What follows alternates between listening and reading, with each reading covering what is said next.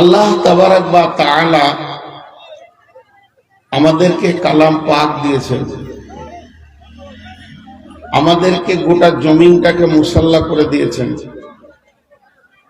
আমাদেরকে শেষ নবীর উম্মত বানিয়েছেন, আমাদেরকে সৃষ্টির সেরা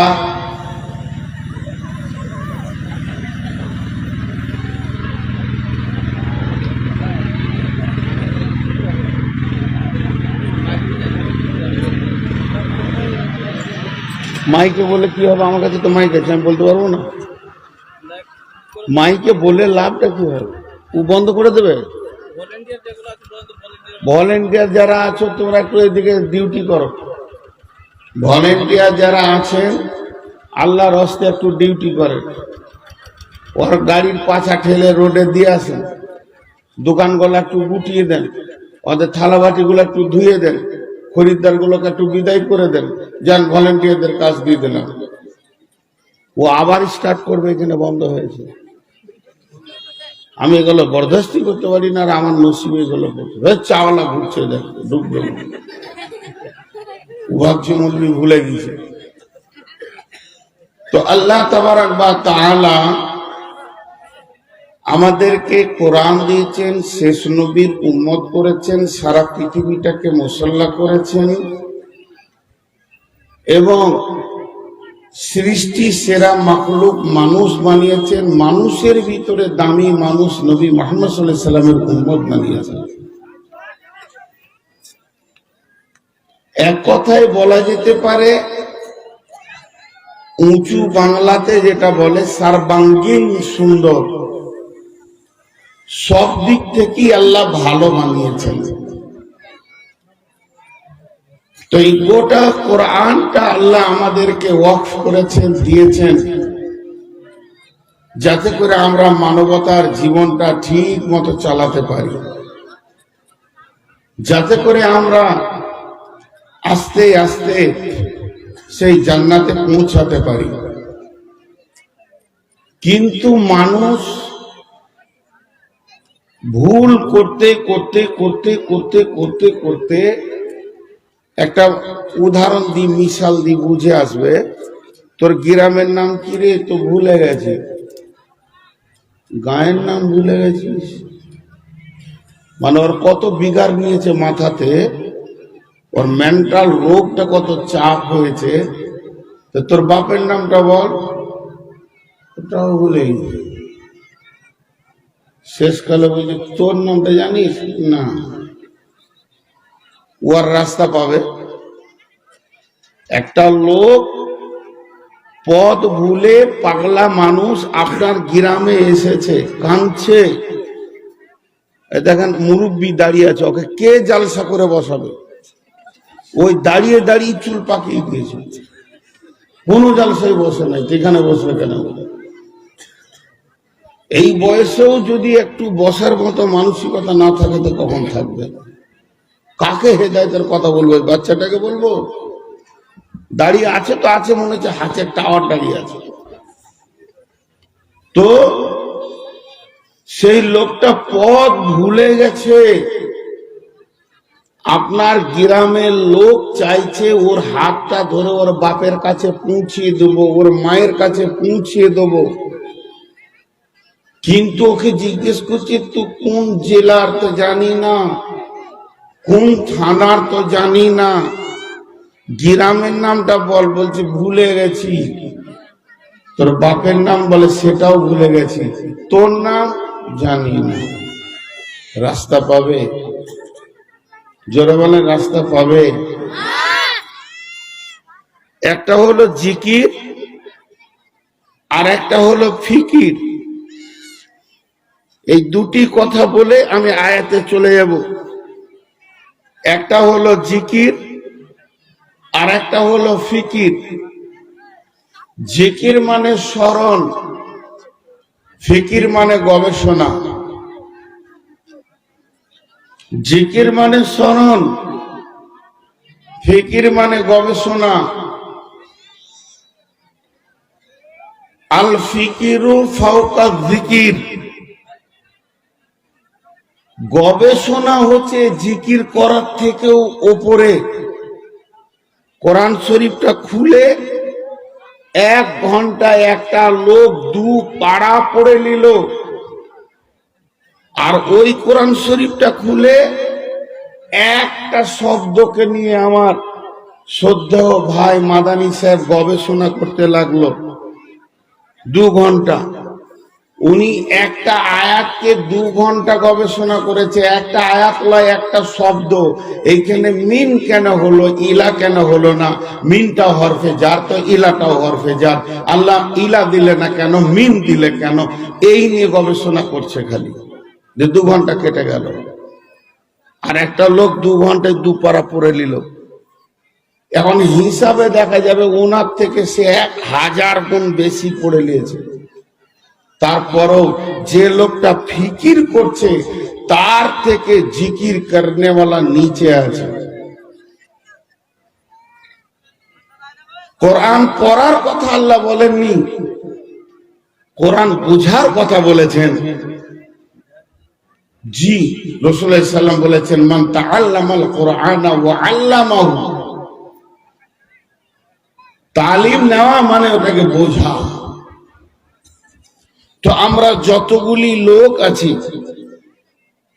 একবার আমার সঙ্গে বলেন, আমি যেমন বলবো অমনি বলেন।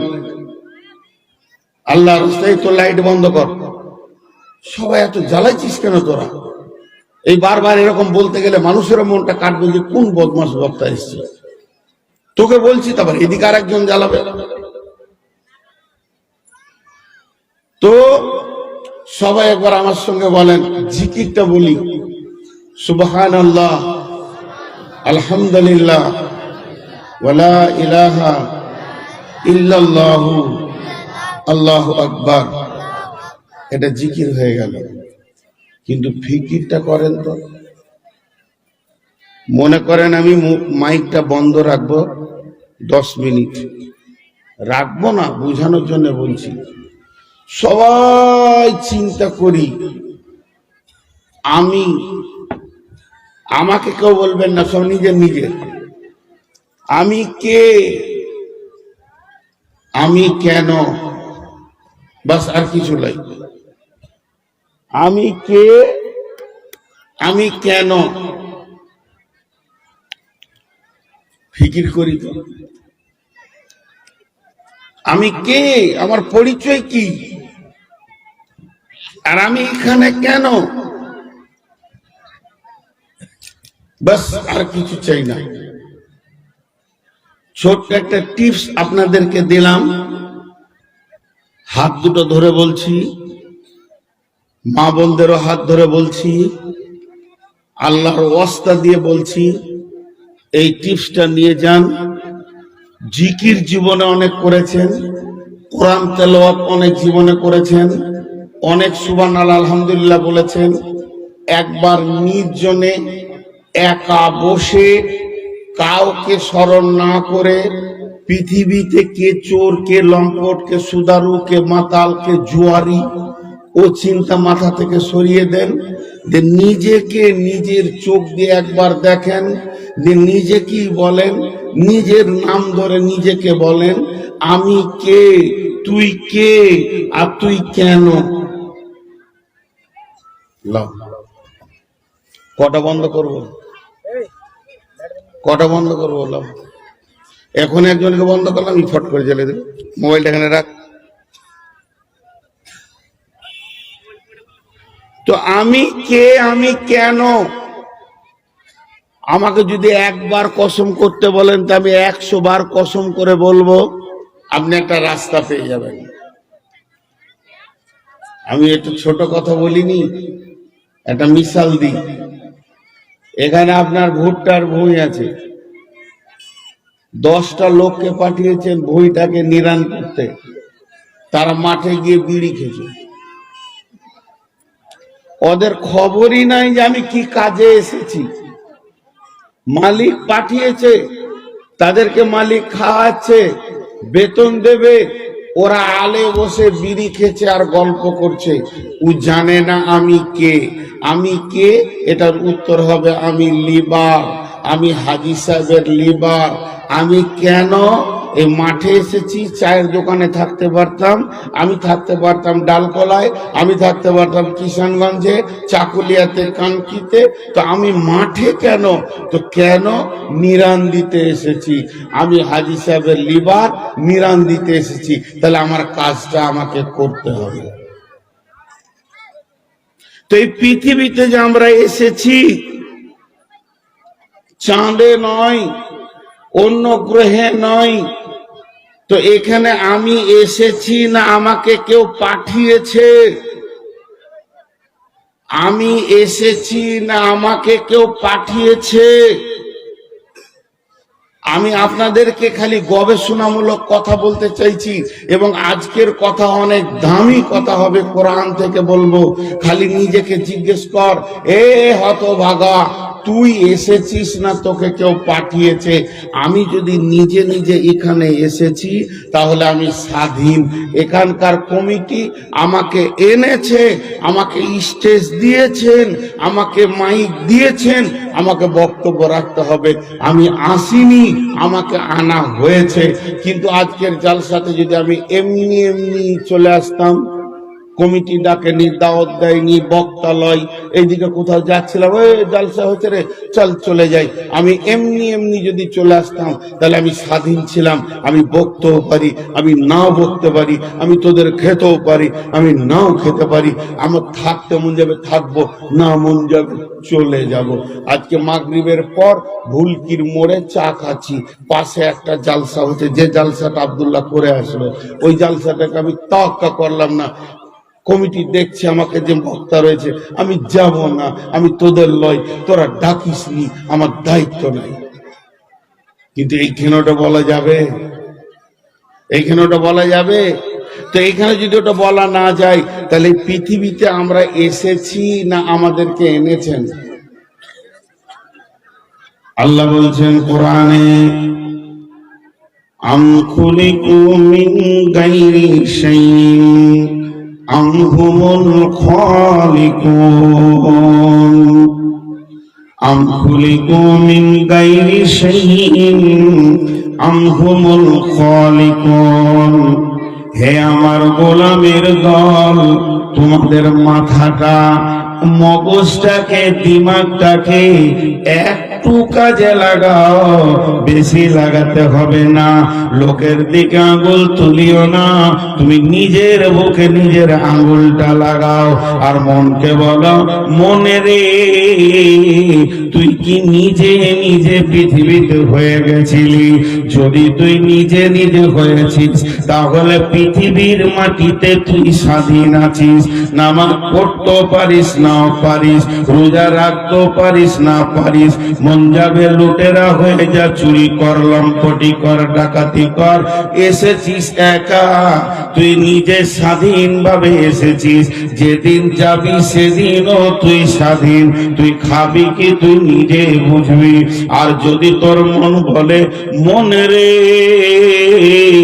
আমি আসিনি, আমাকে পাঠানো হয়েছে, আমার পেছনে একজন মালিক আছে, ওই মালিক আমাকে কন্ট্রোল করে করে রাস্তা দিয়ে এই পর্যন্ত পৌঁছিয়েছে, মায়ের পেটের ভিতর দিয়ে, তাহলে তুই তোর মাথা এবং দিমাগ দিয়ে খুঁজে বের কর, মালিক তোকে এমন ময়দানে পাঠিয়েছে, এ ময়দানে তোর কাজ আছে। মালিক পেছনে পেছনে কোরআনে কাজের খবর দিয়ে দিয়েছে। তাহলে তুই এমনি এমনি যেমন আসিসনি, তুই ফিরিও থাকতে পাবি না, তোকে তোর কাজগুলো গুছিয়ে গুছিয়ে করতে হবে।